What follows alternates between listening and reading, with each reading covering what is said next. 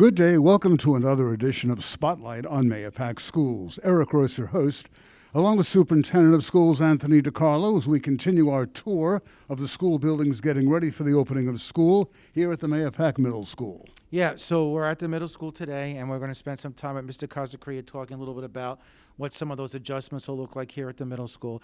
And as we said, Eric, I mean, at the end of the day, you know, I think the kids are excited about coming back. I know Mr. Kazakria, his team, leadership team, and the students also are eager to have them back. And Mr. Kazakria, kind of walk us through what some of those little subtleties are going to be, the differences with regards to coming in, especially with the buses, as we've seen in all the other schools, about making sure the kids are split up and not coming in all together. Same thing in the afternoon. And we'll go through a tour at Mr. Kazakria.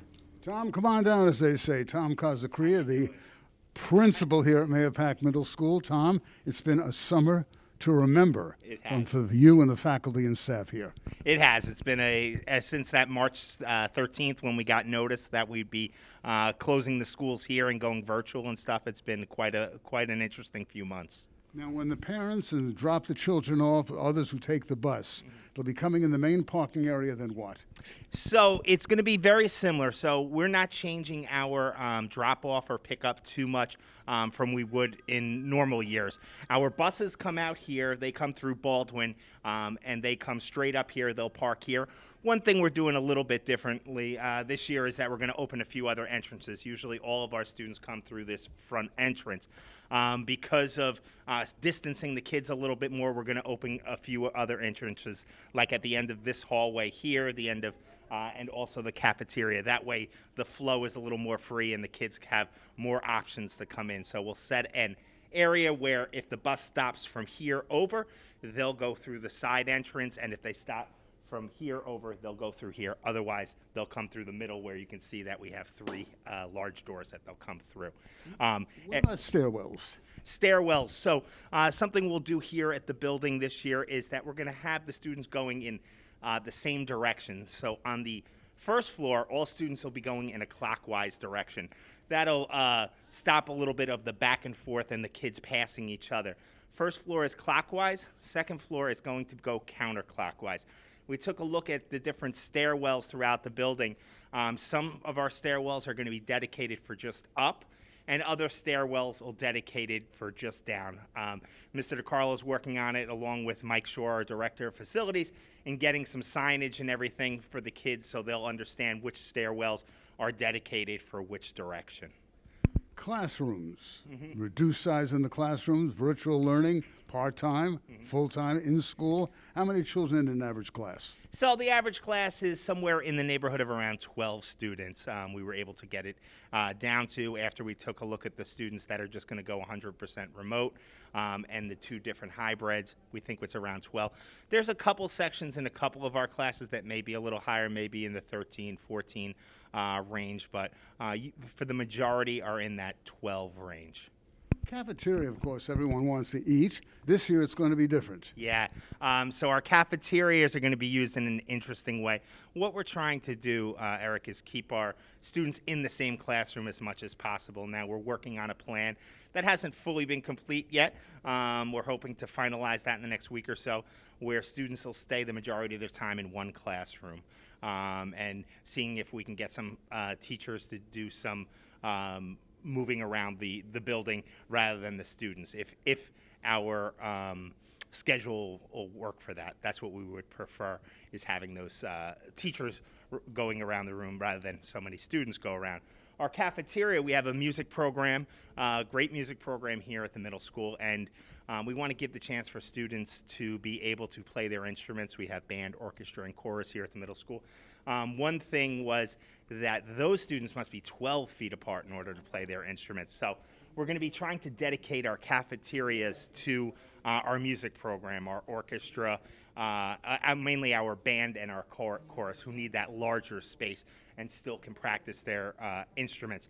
As far as lunch, we're going to work with a grab and go for our middle school students. That means they can come down, grab their lunch, and they'll go up to that classroom that's been dedicated to them for lunch. It keeps them in a smaller group, and we don't have so many people as we would normally have in the cafeteria. And with the nice weather still here, warm, muggy, but it's still nice outside, will be a lot of outdoor recreation, hopefully, for these young people? We're hoping to. We're hoping to have a lot of outdoor. Obviously, our phys ed classes and everything is having those classes all outdoors as much as possible while the weather is still nice, and hopefully Mother Nature cooperates with us, and we don't get such a rainy fall.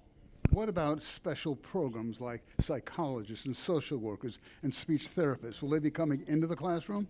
Well, we're going to dedicate some other places. So our building's interesting, like most buildings. It was built over time in the early '70s and stuff. So we have a lot of small classrooms and everything. And we're seeing staff members that work one-on-one with the student may be able to use those smaller rooms and everything.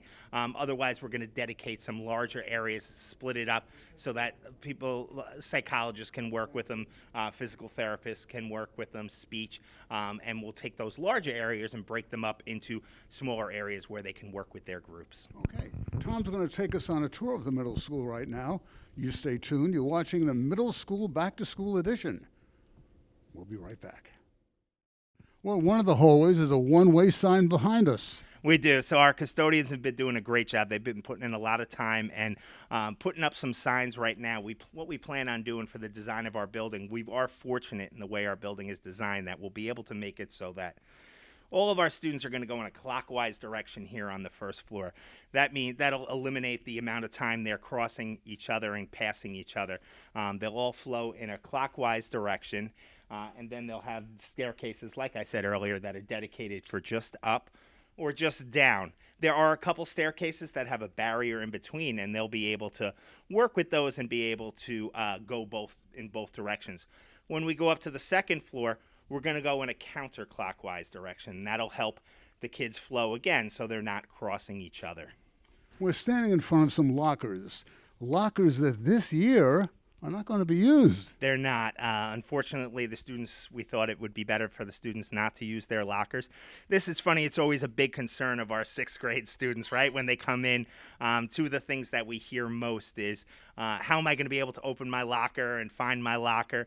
And then, how am I going to be able to find all my classrooms? This year, due to some of the changes we had to make, they're not going to have those couple worries as much because they're going to be hopefully staying in the same classroom for the majority of the time, and lockers aren't going to be used either for regular class, and also our students usually are given a locker for gym class and asked to dress out for gym.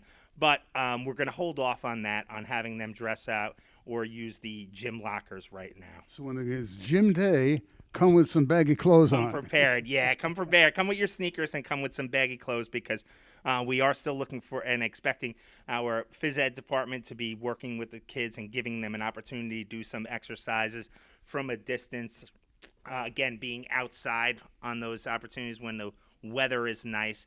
So they will still get to do some physical activity just from a little bit more of a distance than they normally would. We're going to check out one of the classrooms in just a minute, but you talk about the staff, the maintenance people, the custodians, the secretaries, of course, the educators, the teachers. You look around the schools here in Mahopac, what a job they have done on a hot summer. You can eat off the floors like spit shine. Yeah, they really have. They did a tremendous job getting the building ready.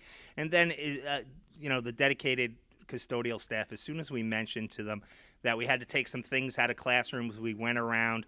Mr. DiCarlo and some others from the district office took a look at the different rooms and the things that we had to do to some of the rooms.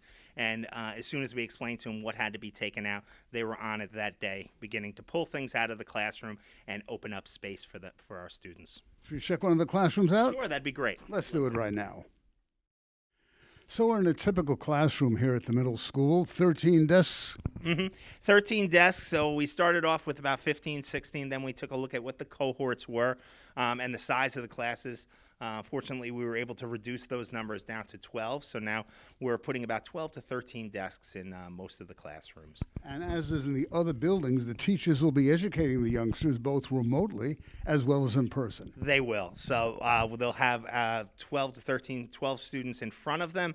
And then they will also have a camera that'll be able to, students will be able to remote in and take a look at the lessons that our teachers are working on for them. Speaking of the teachers, they must be somewhat apprehensive. They are. There's concerns. There's a lot of questions that we're trying to answer for them, and things that the unknown, right? So coming into the school and getting comfortable being able to teach both remotely as well as in front of students and things like that. But our teachers have been coming to us with a lot of really great questions and having some of that conversation to try to figure out what's going to work best for our students and what's going to work best for our teachers. And of course, Superintendent DiCarlo has been talking about this for weeks now, about parents working with your children about the masks. Of course, middle school kids are not babies, Right. but they can get kind of lackadaisical, and they have to wear the mask. They do. It's required that the expectation is that they'll wear their masks while they're in classroom, wear their mask while they're in the hallways. Then we're going to set aside an area for students to have mask breaks. Much like us as adults wearing them, after a little while we want to take those off and everything, but we'll find an appropriate place and where they can take some mask breaks and everything and relieve themselves for just a minute to cool off or whatever they need to do. Restrooms also an interesting problem here at a middle school setting, boys' rooms, girls' rooms. You're going to be shutting down a couple of them, we understand? We are. So what we're looking at is what restrooms get the most traffic. We want to have monitors outside those restrooms because sometimes our middle school students can decide to congregate a little bit in those bathrooms and everything. We want to make sure that doesn't happen. So we'll have a monitor outside those, limiting it to 2 to 3 students in the bathroom at a time. And also possibly shutting down a couple of the gang bathrooms, a couple of the larger bathrooms that have that way we can focus on the bathrooms that we do have open. We know we'll have less than half the students here at the time. And if we're able to focus on less bathrooms, that'll give our custodians more opportunity to get them in there and cleaning them more regularly than they normally would. Okay.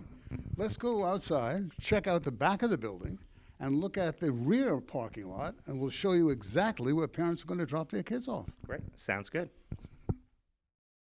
We're at the rear of the Mahopac Middle School now, and this is going to be the new drop-off point. Actually, the old drop-off point, but the new system. Yes, so we're going to keep that same system in place for parent drop-off and pickup.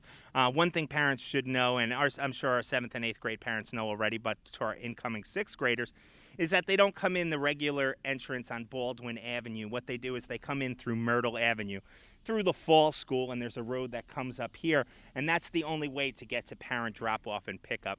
We ask parents not to drop their their children off in the front of the building because we have all of our buses coming in at that time, as well as our staff is coming in at that time. So it could really cause some safety concerns. So we ask to make sure if you're dropping your child off, if you're picking your child up, that you go through the Myrtle Avenue entrance and come to the back of the building, where they'll be greeted by usually an administrator. There'll be a monitor out here, as well as either our SRO or SBO. Once the children are dropped off, we understand you want the parents to drop the kids off around 7:50 this year, not any earlier. We do. We're asking that you drop it off as close to that 7:50 time frame as possible. By dropping them off at 7:30, we don't want the students congregating in large groups, and to avoid that, getting here closer to the first period bell is really important, so our students aren't all put in large groups and congregating together. Students are dropped off, then where do they go from here? So students are dropped off, and then we have a staircase right here. On nice weather days, we're asking that the students walk up the staircase outdoors, and they can go through the entrance that'll be at the side of the building over here.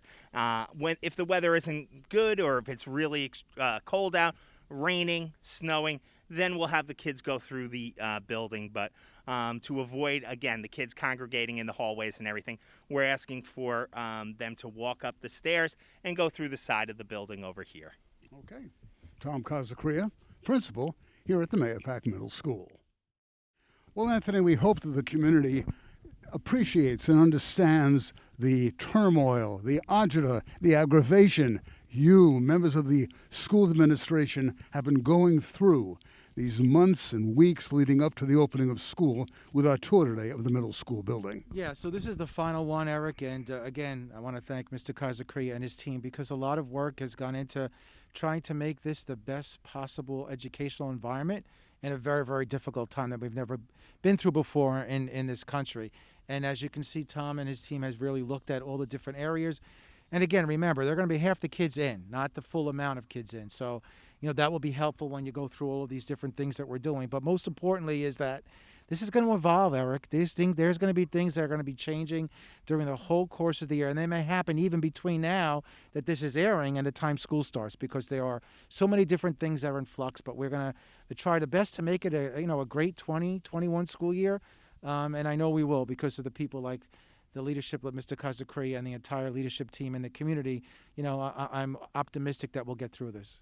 Tom, it's been quite a summer. It has, and I'm just looking forward. I'm hoping, and would look forward to see the kids again, because that's truly why we're all here, and the things that we miss most about being educators. Have a great year. Thank you. You too. Tom Kazakria, principal of the Mahopac Middle School.